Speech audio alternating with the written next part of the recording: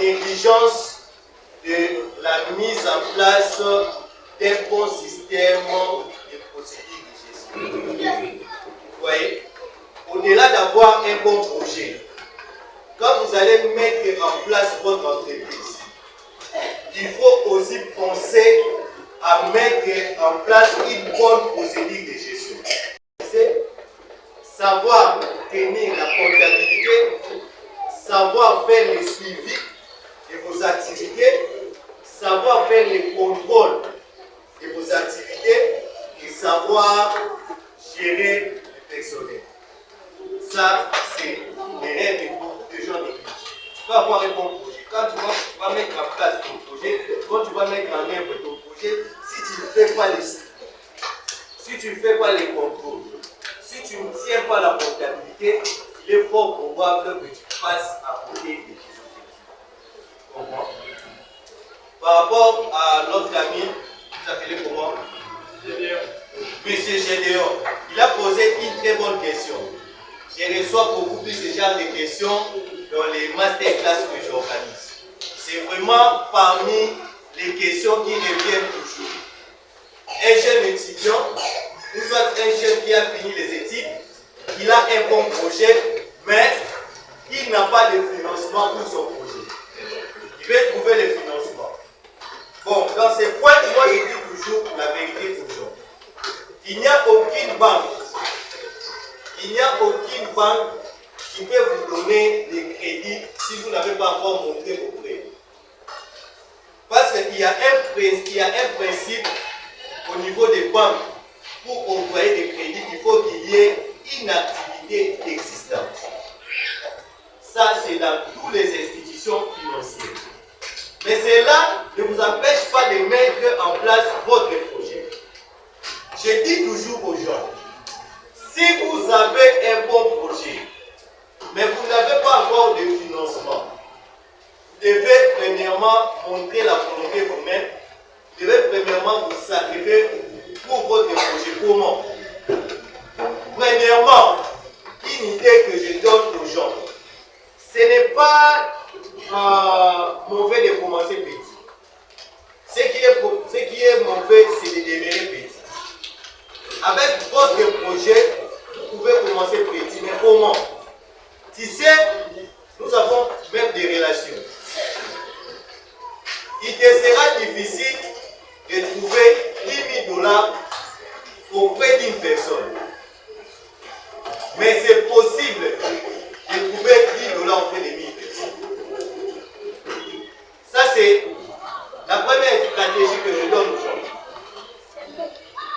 Il te sera difficile de trouver 10 000 $ auprès d'une personne. Mais si tu te sacrifies avec des relations, il pourrait être possible pour toi de trouver 10 $ auprès de 1000 personnes.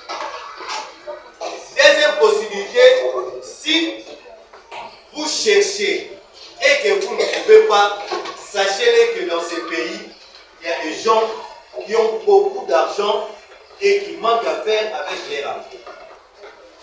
Il y a beaucoup de gens dans ce pays qui ont de l'argent et qui manquent à faire avec leur argent. Nous entendons même des histoires de gens qui parlent même enterrer leur argent. Tu vois, si tu as un bon projet, tu dois avoir ce courage-là d'aller montrer ton projet à ceux qui ont des moyens. Montrez-leur ce qu'ils peuvent gagner. Montrez ce qu'ils peuvent gagner dans votre projet. Tu dois être capable d'expliquer les avantages qu'apporte votre projet. Et si vous ne trouvez pas de financement, vous pouvez les proposer. Vous pouvez leur proposer de travailler pour leur compte.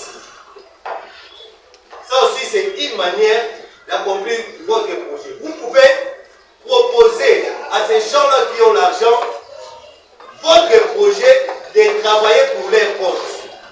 Cela va vous permettre d'avoir de l'argent parmi les rémunérations que vous aurez tout en travaillant.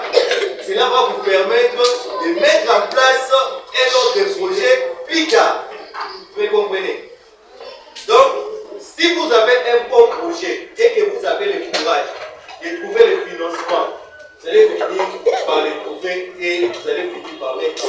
Merci.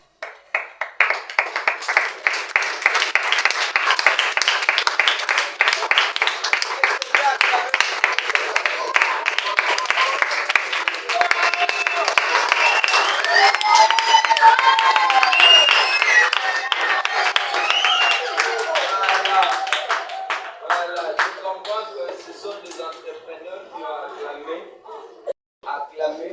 Nous l'avons déclaré et vous deviendrez chef d'entreprise.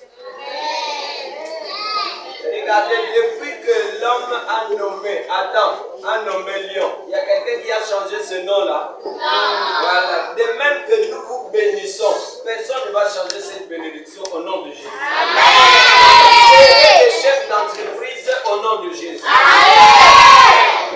Voilà.